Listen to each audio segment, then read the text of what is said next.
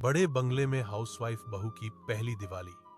हम यह दो साड़ियां माँ की है और यह दो कुर्तियां मेरी खराब हो गई हैं और यह दो 1 मीटर के प्रिंटेड कपड़े हैं। दिवाली भी आ रही है तो मैं सोच रही हूं कि इन्हीं से कुछ बना दूं। माँ भी ना खुश हो जाएंगी। सोना अपने सामने कपड़ों को फैलाए हुए बैठी हुई थी कि तभी कमरे में उसकी माँ आ गई। और अरे सोना, हमने सफाई की थी, कुछ पता है कि रसोई का बड़ा वाला चम्मच कहाँ रख गया है? हाँ माँ, जो बर्तन कम इस्तेमाल में आते हैं उनको मैंने भर कर रख दिया है, बड़े वाले डिब्बे में उसमें से निकाल लो। अच्छा अच्छा, वैसे यह बता कि तू इन कपड़ों को फैलाकर क्या कर रही है? माँ कुछ नहीं, बस आपकी बेकार साड़ियां थी और मेरे पास भी कुछ कपड़े थे जो कि खराब हो गए थे, तो मैं इन्हें बिछाकर यही सोच रही थी कि क्यों ना दिवाली के लिए इन्हीं में से कुछ सिल लूं। अरे वाह, ये तो बहुत अच्छी बात है। वैसे भी हर साल तू तो ऐसे ही बेकार कपड़ों में से कुछ नया सा बना देती है। बहुत अच्छी बात है, सिल ले, अगर तू कुछ सिल लेगी तो। हेमा की बात को सुनकर सोना बस मुस्कुरा दी और उसने साड़ी और कुछ कपड़ों के टुकड़ों में से कपड़े बनाने का हिसाब लगाना शुरू कर दिया। माँ ने तो इन साड़ियों को काफी पहन लिया है, तो मैं इन साड़ियों में से माँ के लिए कुछ नहीं बनाऊंगी, अपने लिए बना लेती हूँ और अपने कपड़ों में से माँ के लिए कुछ सिल दूंगी, यह अच्छा रहेगा। सोना ने ऐसे बोलकर अपने लिए अपनी माँ की साड़ियों में से अनारकली ड्रेस काट ली और अपनी बेकार कुर्ती वगैरह में से उसने अपनी माँ के लिए सूट निकाला। सोना ऐसे ही सिलाई करना जानती थी, वह गरीब लड़की थी, तो वो ऐसे ही जुगाड़ से किसी भी त्योहार वगैरह पर अपनी कमियों को पूरा कर लेती थी। अभी भी दिवाली का त्योहार आने वाला था और दिवाली के ही लिए सोना ने अपने हाथों से अपने लिए एक अनारकली ड्रेस बनाई और अपनी माँ के लिए उसने एक सूट बनाया। जब यह दोनों ही चीजें सिल गई तो उसने उनके ऊपर हाथ से ही थोड़ी कढ़ाई वगैरह कर दी, जिससे कि दोनों माँ बेटियों के कपड़े बहुत ही सुंदर लगने लगे और दोनों ने उन कपड़ों को दिवाली पर पहना।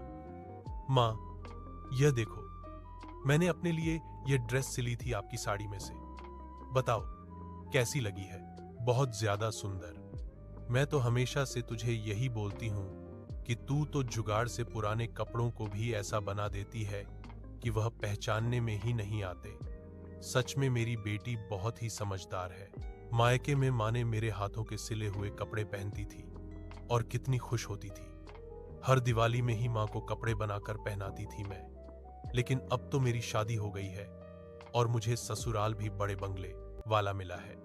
पता नहीं यह लोग मेरे हाथों से बने हुए कपड़े पहनेंगे भी या नहीं। सोना अपने ससुराल में बैठी हुई अपने मायके के दिनों को याद कर रही थी। उसने अपनी सारी साड़ियों को अपने आगे फैलाया हुआ था और वह अपने पुराने दिनों को याद कर रही थी। सोना एक गरीब लड़की थी जिसकी शादी एक बड़े बंगले में हो गई थी। सोना के पास सब कुछ था। उसका ससुराल शहर के अमीर घरानों में शामिल किया जाता था। उसके घर में नौकर चाकर थे और वहां किसी चीज की भी कमी नहीं थी। लेकिन इस सब के बावजूद भी सोना को फिजूल खर्ची पसंद नहीं थी। वो अभी अपनी साड़ियों को फैलाए हुए बैठी ही थी कि तभी कमरे में उसकी नंद आई। यहां गर्मी तक आने के लिए तो सभी को मैं ही फालतू नजर आती हूं। पता नहीं यह सोना भाभी भी कहां घुसी हुई बैठी है।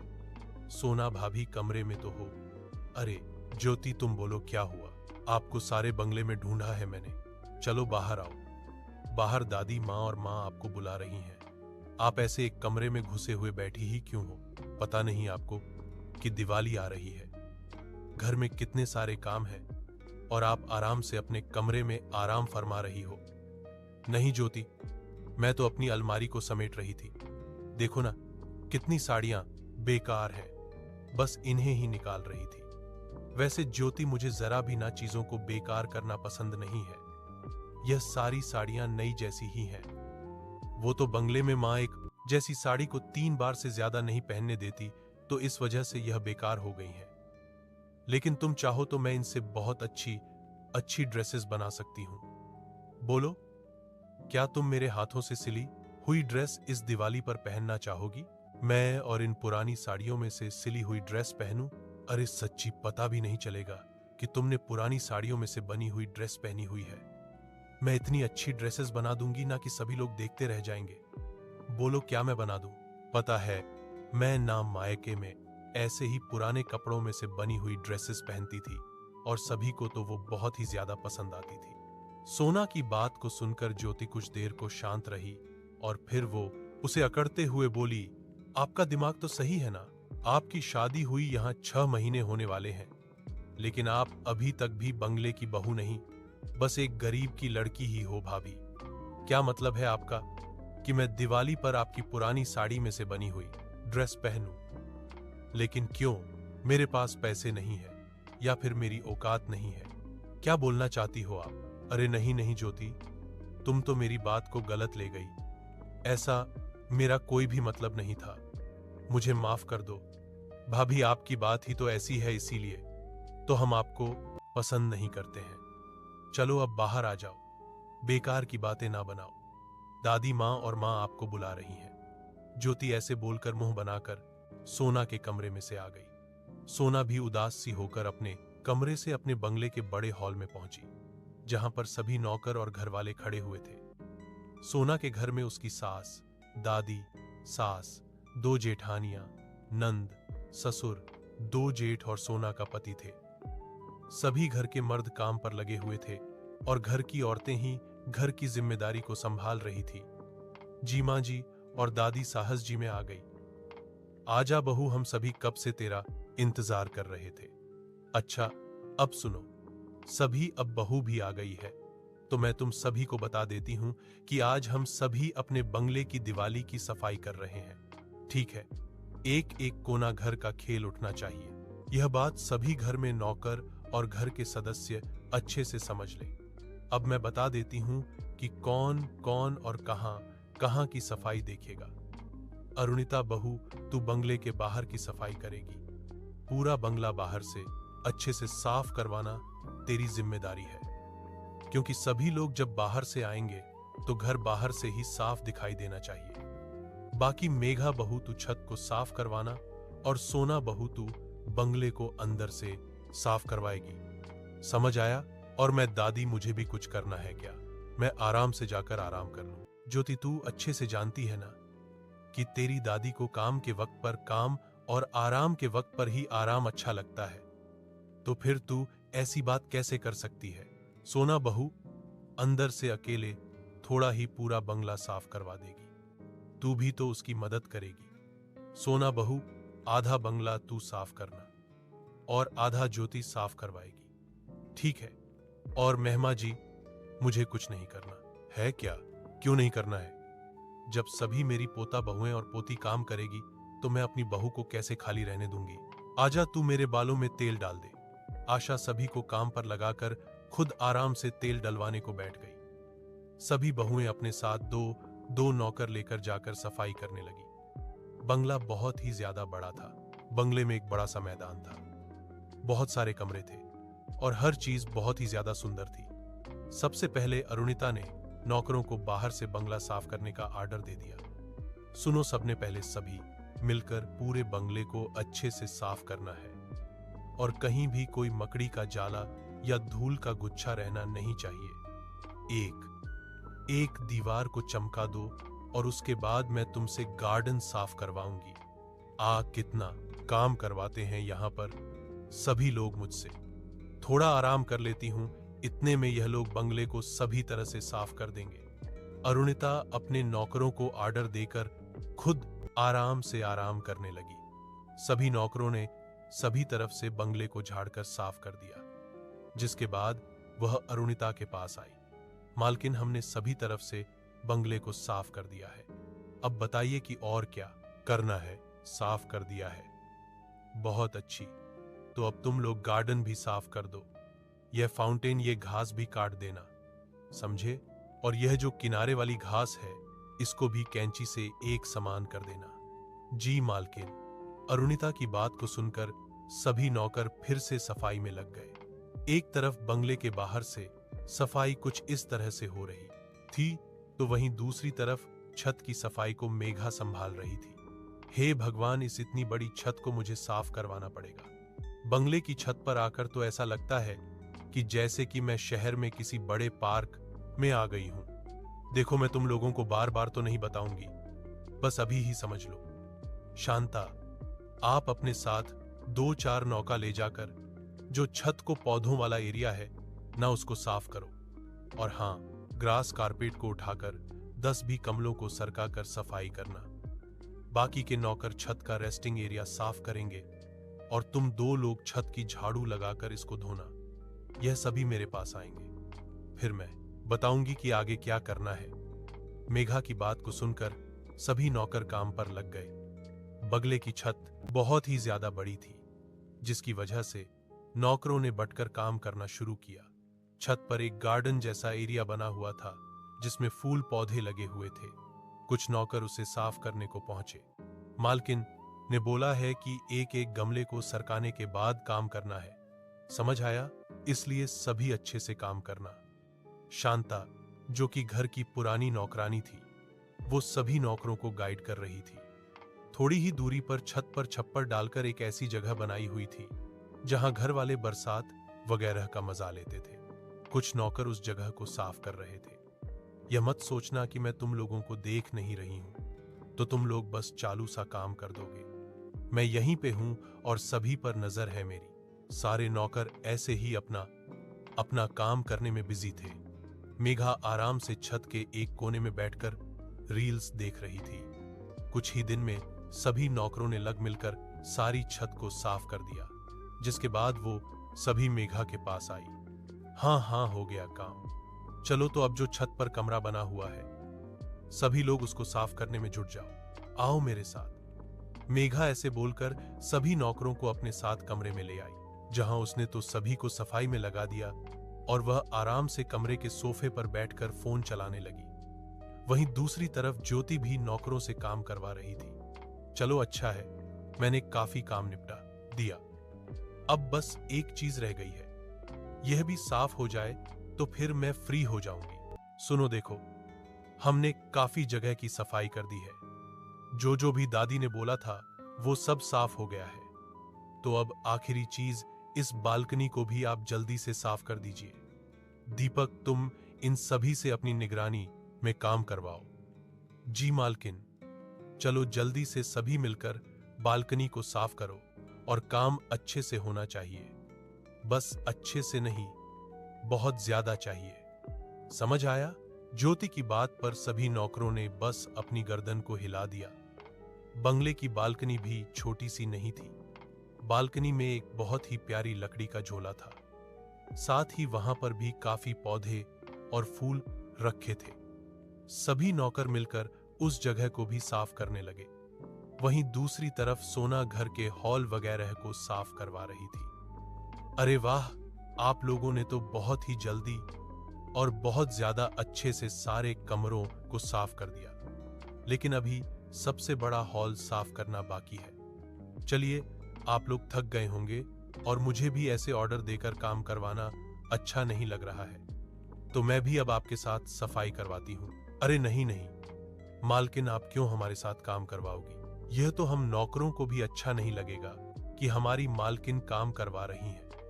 आप लोग ऐसा क्यों सोच रहे हो कि मैं आपकी मालकिन हूं तो मैं कोई काम नहीं कर सकती हूं? चलिए, सभी मिलकर काम करेंगे तो काम और भी जल्दी होगा। सोना सभी नौकरों को बहुत पसंद थी। सोना ने अपने सिर पर सफाई का कपड़ा बांधा, उसने अपने साड़ी के पल्लू को भी लपेटा और वह नौकरों के साथ अपने बंगले का बड़ा हॉल साफ करने लगी। नौकर भी सोना की इस सादगी को देखकर काफी ज्यादा खुश थे। सोना को अपनी अमीरी का जरा भी घमंड नहीं था। कुछ ही देर में सभी घर वाले सफाई करके आशा और शालिनी के पास आ गए। हो गई सफाई। वैसे आज तो मेरे घर में सभी ने बड़ी मेहनत की है। दादी, सबसे ज्यादा मेहनत तो मैंने की है सच्ची। हाँ, मेरी पोती ने आज बड़ा काम किया है। अरे सोना, बहू नहीं आई अभी तक? कहाँ है? हो सकता है मां जी कि अभी सोना का काम नहीं निपटा हो। मेरा भी काम पूरा हो गया मां जी। सोना की बात को सुनकर सभी ने पीछे देखा और सभी सोना की हालत को देखकर हैरान हो गए। सोना खुद पूरी धूल मिट्टी में सनी हुई थी। उसके सिर पर भी नौकरों की वाला सफाई का कपड़ा बंधा हुआ था, जिसको देखकर उसकी जेठानियां बोली, तुम खुद सफाई कर रही थी या करवा रही थी? दोनों ही बातें हैं जेठानी जी। मैंने नौकरों से भी करवाई और खुद भी की। तुम कभी इस बंगले की बहुओं जैसे बर्ताव करना शुरू करोगी सोना? खुद सफाई कौन करता है? जितने भी गरीब होते हैं ना भाभी, उनकी हरकतें ऐसे ही देखने को मिलेंगी। माँ बाप इनको समझाते क्यों नहीं हो कि इस घर की बहू यह है, नौकरानी नहीं है? भाभी आपको पता है यह मुझसे क्या बोल रही थी? ये बोल रही थी कि मैं इनके हाथ की सिली हुई इनकी पुरानी साड़ी की ड्रेस बनाकर दिवाली पर पहनूं। ऐसा क्या ऐसा बोला सोना ने? नहीं, वो मैं तो बस इसीलिए बोल रही थी कि वो साड़ियां ज्यादा पुरानी नहीं है तो मैं उनमें से ड्रेस सिल देती हूं। तुम ना एक बात समझ लो कि हम लोग गरीब नहीं है। अपनी इस गरीब सोच को भी ना इसीलिए बदल दो। समझ आया? अच्छा अच्छा, चलो बस करो, खत्म करो ये बातें। सोना अपने तौर तरीकों को ना थोड़ा सा बदल, बहुएं सही बोल रही है। ठीक है मां जी। शालिनी ने सोना को डांट कर समझा दिया, जिसके बाद सभी ने सोना को सुनाना बंद किया। ऐसे ही देखते देखते एक दिन और गुजरे और आज सोना का पूरा परिवार एक साथ एक बड़े मॉल में दिवाली की शॉपिंग करने को आया हुआ था।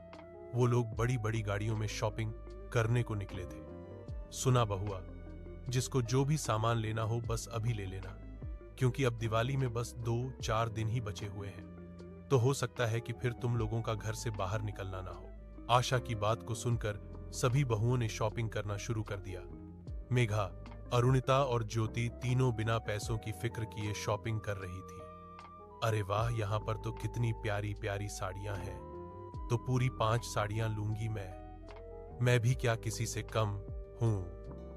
मैं भी कम से कम 3-4 साड़ियां लूंगी। नानी, मैं तो लड़की हूं, मैं साड़ी वाड़ी नहीं खरीदूंगी। मैं जा रही हूं लड़कियों के डिपार्टमेंट में जहां मॉडर्न कपड़े मिलते हैं, तो मैं वहां से बढ़िया सी ड्रेस खरीदूंगी। ज्योति की बात को सुनकर आशा ने उसे उसकी मर्जी के कपड़े खरीदने जाने की इजाजत दे दी। ऐसे ही तीनों भाई और गोपाल भी अपने लिए कपड़े ले रहे थे। अरे बच्चों, मुझे बताओ, इस बार क्या मैं बादामी रंग का कुर्ता ले लूं दिवाली के लिए? हाँ बाबा, जरूर, यह रंग तो आपके ऊपर काफी अच्छा भी लगेगा। बिल्कुल ले लो। अच्छा बाबा, मुझे बताओ, मैं इस बार काले रंग का कुर्ता पजामा ले लूं क्या? अरे नहीं भैया, दिवाली तो उजाले का त्योहार है, ऐसे में काला रंग अच्छा नहीं लगेगा। मेरी मानो तो आप सफेद कुर्ता पजामा लो, ज्यादा अच्छा लगेगा। बाबा जरा एक नजर मेरी पसंद का कुर्ता पजामा तो देखना, यह अच्छा तो लग रहा है ना? हाँ, बहुत अच्छा है बेटा, ले ले तू, इसमें अच्छा लगेगा तू। सभी की शॉपिंग इसी तरह से जारी थी। ऐसे ही सब अपनी अपनी मर्जी का सामान खरीद रहे थे, लेकिन उन्हीं के बीच सोना भी थी, जिसको यह सब काफी अजीब लग रहा था। मेरा तो दिल ही नहीं कर रहा है इतनी महंगी महंगी साड़ियों को खरीदने का। यहां तो सबसे सस्ती साड़ी का रेट भी 5-0 है। क्या करूं? एक काम करती हूं, बस 1-2 साड़ियां ले लेती हूं, बाकी जो मेरे पास कपड़े हैं मैं उनसे काम चला लूंगी। लेकिन मेरी समझ ही नहीं आ रहा है कि मैं कौन सी लूं। अरे शांताबाई यही है, इनसे पूछ लेती हूं कि मुझे कौन सी साड़ी लेनी चाहिए। शांताबाई सोना अपनी काम वाली से पूछने को जा ही रही थी कि तभी उसने कुछ सुना। हाँ हाँ बच्चों, मैंने बोला तो है कि जब मेरे काम के पैसे मिल जाएंगे तब मैं तुम्हारे लिए दिवाली के कपड़े जरूर खरीदूंगी। अच्छा, मैं फोन रख रही हूँ। हाँ, मैं काम पर हूँ। हाँ, बच्चों को तो समझाना बड़ा ही मुश्किल है। अब मैं उनको कैसे बताऊं कि उनकी मां गरीब है। उनको वो सब चीजें मैं नहीं दिलवा सकती हूँ जिनकी वो मुझसे तमन्ना करते हैं। शांताबाई की यह बात सोना ने सुन ली, जिससे कि उसका मन भर आया। अरे नहीं, मैं तो बंगले में रहकर यह भूल ही गई थी कि गरीबों के लिए तो यह त्योहार भी खुशियां लेकर नहीं आते हैं। शांताबाई की बात को सुनकर तो मुझे मेरी मां का ध्यान आ गया। जब से मां से दिवाली पर कपड़ों को बोलती थी मैं, और मुझे मेरी मां समझा देती थी। हमारे घर के नौकर इतने बड़े बंगले में काम तो करते हैं। जो भी हो, मैं इन सभी की दिवाली में अब रंग भरूंगी। सोना सोच चुकी थी कि अब अपने घर के नौकरों की वो मदद करेगी। कुछ ही देर में सभी की शॉपिंग खत्म हो गई और अब घर जाने की बारी थी। चलो भाई, आगे शॉपिंग हो गई हो तो फिर घर चलते हैं। नहीं नकुल जी, अभी नहीं। क्यों? अब क्या चीज छूट गई? कुछ लेना नहीं है? बस दिवाली के लिए थोड़ा सा पाल और सैलून का काम था। तुम्हें भी है क्या मेघा? हाँ जी, मुझे भी है। त्योहार तो मेरे लिए भी है ना।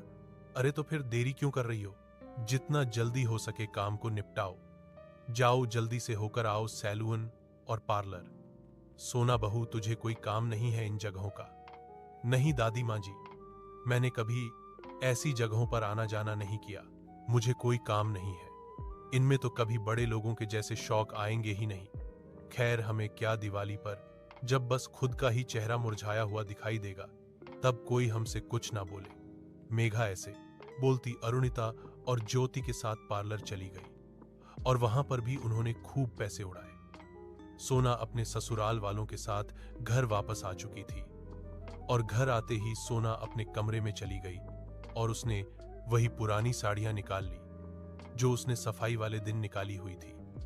मुझे लगता है कि मेरी इस हरकत की वजह से मेरे घरवाले मेरे ऊपर गुस्सा करेंगे, लेकिन अच्छा काम करने से घबराना नहीं चाहिए। हमारे बंगले में तो दिवाली के दिन खूब रौनक होगी, लेकिन मैं यह नहीं चाहती हूं कि इस बंगले में काम करने वाले लोगों के घर और खुशियां सुनी रह जाएं। इसीलिए अब मैं यहां काम करने वाले नौकर के लिए अपने हाथों से कपड़े बनाऊंगी, वैसे ही जैसे मैं मायके में अपने और अपनी मां के लिए बनाती थी। लेकिन इतने कपड़ों में मेरा काम नहीं बन पाएगा। मुझे मांजी और बाबा वगैरह से भी उनके पुराने कपड़े मांग लेने चाहिए। सोना ने अपना प्लान किसी को भी नहीं बताया और वह अपने सासुर और दादी सास से उनके पुराने कपड़े निकालवा कर ले आई। वैसे बहू, तू यह बेकार के कपड़े इकट्ठा कर क्यों रही है? मां, मुझे कुछ करना है, आपको पता चल जाएगा। सोना ऐसे बोलकर वो कपड़े अपने कमरे में ले गई, जहां पर उसने सभी नौकरों के लिए कपड़े बनाने शुरू किए। नौकर तो काफी ज्यादा है, मैं सभी के लिए कपड़े सिल तो नहीं सकती हूं, लेकिन हाँ, मैं इन्हीं कपड़ों को ऐसा बना सकती हूं जिससे कि पुराने भी ना नए लगे और ऐसे ही पहनने में भी आ जाए। सोना ने ऐसे बोलकर अपना काम करना शुरू किया। अभी बस वह कुछ साड़ियों को काटकर उनसे ड्रेस सिलने को ही बैठी थी कि तभी उसकी जेठानियां और नंद बाजार से आ गई और सोना को सब कुछ समेट कर रखना पड़ा। मुझे ये काम छिप कर करने पड़ेंगे, क्योंकि अगर किसी ने भी मुझे यह सब करते देख लिया तो फिर से मुझ पर डांट पड़ जाएगी। सोना ऐसे ही बड़ी सावधानी से अपना काम कर रही थी। ऐसे ही कुछ दिन और गुजरे और आज दिवाली का दिन था। सुबह से ही बंगले में खूब रौनक हो रखी थी। सभी नौकर और बहुएं कामों में लगी हुई थी। कोई लाइट लगा रहा था तो कोई घर को समेटने में लगा हुआ था। ऐसे ही सिलसिला जारी था कि तभी आशा ने सभी को अपने पास बुलाया और सुनो, सभी अब बाकी के काम बाद में करना। पहले मुझे यह बताओ कि दिवाली की मिठाई कहां से और कौन कौन सी मंगवानी है? दादी सास जी, मैं तो यह कहने वाली थी कि आप कहीं से भी मिठाई मत मंगवाना। मैं हूं ना, मैं घर में ही मिठाई बना लूंगी। क्या है ना कि दिवाली पर मिठाई की मांग बहुत ज्यादा बढ़ जाती है, तो कोई भी मिठाई शुद्धता से नहीं बनाता। घर में मिठाई बनेगी तो वह लोगों को भी अच्छी लगेगी और वो सेहत को भी नुकसान नहीं पहुंचाएगी। लो कर लो बात। अरे तुम्हारे भेजे में भेजा है भी या नहीं? फिर से मुंडी खाली है क्या? मतलब जेठानी जी, मैं तो सभी के बारे में सोच कर ही यह बात बोल रही हूं। अगर तुम्हारे नक्शे कदम पर रहे ना तो सारे जमाने में तुम हमारी बेइज्जती ही करवा कर मानोगी। सोना, अरे क्या जरूरत है हम लोगों को घर में मिठाई बनाने की? हम अच्छी से अच्छी दुकान पर से मिठाइयों पकवान खरीद सकते हैं। क्या तुम चाहती हो कि हमारे घर पर मेहमान आए और हम उनके नाम किसी ब्रांच के नहीं बल्कि तुम्हारी बनाई हुई मिठाई रखें? लेकिन बहू, घर की बनी हुई मिठाई में दिक्कत क्या है? मुझे तो इसमें कोई कमी नहीं लगती। ठीक है बहू, मेरी तरफ से इजाजत है। जो भी तेरा दिल करे तू बना ले, लेकिन हाँ, सारी चीजें तू नहीं बना पाएगी क्योंकि हमारे बंगले में बहुत कुछ आता है। समझ आया? ठीक है माँ जी, जो भी मुझसे हो पाएगा मैं सब बना लूंगी। बाकी की चीजें आप बना लेना। सोना की बात सुनकर उसकी सास और दादी सास बस मुस्कुरा दी। सोना भी रसोई में पकवान और मिठाइयां बनाने को चली गई। ऐसे ही अब शाम होने को आई थी और अब घर के सभी नौकर चाकर भी जाने की तैयारी कर रहे थे। अरे शांता, कमला, दीपक, राजू और मोहन, सभी यहां पर आओ और बाकियों को भी लेकर आना। आशा ने सभी नौकरों को बुला लिया सभी उसकी आवाज सुनकर उसके पास आ गए। सभी घर वाले भी वहां थे। ऐसे में आशा ने एक बैग निकाला और उसके अंदर से सभी नौकरों को दिवाली के तोहफे के रूप में ड्राई फ्रूट्स के पैकेट्स गिफ्ट करने लगी। यह लो मेरी तरफ से तुम सभी के लिए दिवाली का तोहफा। अब चाहे इंसान अमीर हो या गरीब, दिवाली का त्योहार तो हर किसी का होता है। ये लो, हैप्पी दिवाली। शुक्रिया बड़ी मालकिन जी, बहुत बहुत शुक्रिया। ऐसे मालिक आपको कहीं नहीं मिलेंगे जो अपने नौकरों का भी इतना ख्याल रखते हैं। वो तो है मालकिन, यह मौका बिल्कुल सही है। चल सुना, तू अपना तोहफा भी सभी को दे दे। आप सभी हमारे घर में काम करते हो, सुबह से शाम तक का अपना सारा वक्त यहीं गुजारते हो, हमारे साथ काम करवाते हो, तो इसीलिए मैं भी आप लोगों को कुछ देना चाहती हूँ। सोना ऐसे बोलकर अपने कमरे में गई और वहां से वह अंदर से अपने हाथों से सिलेले हुए कपड़े ले आई। मैंने आप सभी के लिए अपने हाथों से कारीगरी करके यह कपड़े बनाए हैं। यह बिल्कुल कोरे कपड़ों में से तो बने हुए नहीं है, लेकिन हाँ, यह कपड़े वो कपड़े हैं जो बहुत कम इस्तेमाल में आए थे, तो मैंने इन्हें आपके पहनने के लायक कर दिया है। शांता जी, मैंने वहां मॉल में आपकी बात सुन ली थी। आपके बच्चों को कपड़े चाहिए थे ना, तो देखिए मैंने आपकी छोटी छोटी सी गुड़ियों के लिए भी 2 ड्रेसेस बना दी। अब दिवाली तो सभी का त्योहार है ना, मेरी तरफ से यह तोहफा भी खुशी से रखिए। सोना की बात सुनकर सभी नौकरों की आंखें भर आई।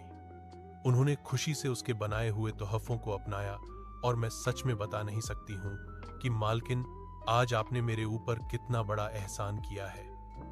मेरे बच्चों की दिवाली आपकी वजह से रोशन हो गई। मालकिन, बच्चों के कपड़े तो मैंने कैसे कैसे बना दिए थे, लेकिन परिवार उदास था कि मैं क्या पहनूंगा।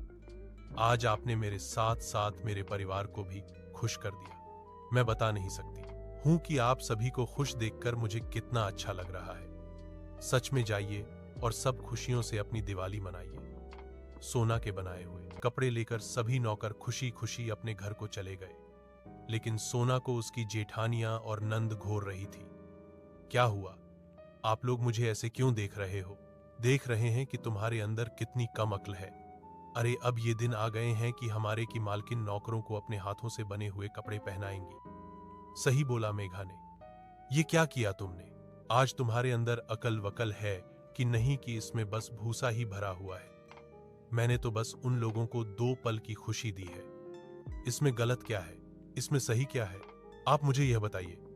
अरे, मिठाई वो आपको घर में बनानी है। मुझे कपड़े भी आपको घर में ही सिलकर पहनाने थे।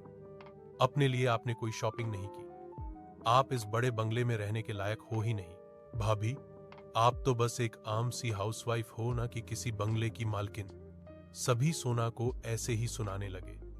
शालिनी भी उसे घूर रही सभी की बात सुनकर सोना को अपना अच्छा काम भी गलत लगने लगा था कि तभी आशा उसके पक्ष में बोली, चुप करो तुम, बकवास अपनी और कुछ गलत नहीं किया है। सोना बहू ने, अगर वो पैसे बचाती है, फिजूल खर्ची से बचती है, तो ये तो और भी अच्छी बात है। और जो कपड़े हम नहीं पहनते अगर वो कोई गरीब पहन ले तो इसमें गलत क्या है? गलत सोना बहू नहीं, गलत तुम लोगों की सोच है। समझ आया सोना बहू, तू इन सभी की बातों पर ध्यान मत, तूने कुछ भी गलत नहीं किया है। चलो अब सभी जाकर तैयार हो जाओ, मेहमान बस आने ही वाले होंगे। आशा की बात को सुनकर सोना को थोड़ा अच्छा लगा। ऐसी शाम हो गई और सभी बहुएं और हवेली के लोग तैयार हो गए। पूरी हवेली दिवाली के चिरागों से सोने की तरह चमक रही थी। मेहमान भी शालिनी के घर में आ चुके थे और सभी खुशी से दिवाली मना रहे थे। भैया भाभी, चलो बस बातें बहुत हो गई, अब कुछ खिला भी दो। वैसे क्या है घर में? आप बताएं क्या खाएंगी? घर की बनी हुई मिठाई या फिर बाजार की? अरे, घर में भी मिठाई बनाई है। हाँ, अरे तो भाभी, बाहर की कौन खाएगा? हमें तो घर की मिठाई दो। ठीक है, तो फिर छत पर आइए, वहीं पर है खाने का पूरा इंतजाम। शालिनी घर में जो भी मेहमान आए हुए थे, शालिनी सभी को अपने साथ छत पर ले गई।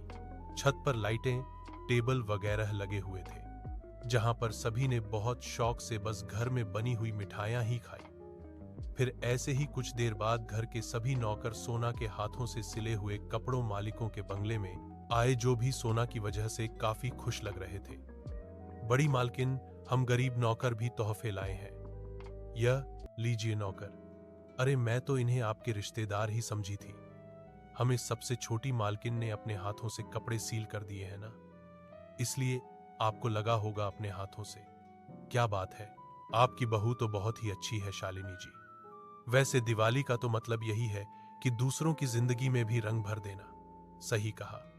वैसे आज तो सोना भाभी की वजह से मुझे भी बड़ा गर्व महसूस हो रहा है। ज्योति की बात को सुनकर मेघा और अरुणिता भी बस मुस्कुरा दी। आज सोना की वजह से सभी खुश हो गए थे। फिर क्या था, सभी रिश्तेदारों और नौकरों ने पेट पूजा के बाद गार्डन में जाकर एक साथ अमीरी गरीबी के फर्क को भूलते हुए पटाखे जलाए और खुशी खुशी दिवाली मनाई। आज के बाद से सभी की सोना से शिकायतें भी खत्म हो चुकी थी और सब कुछ ठीक हो चुका।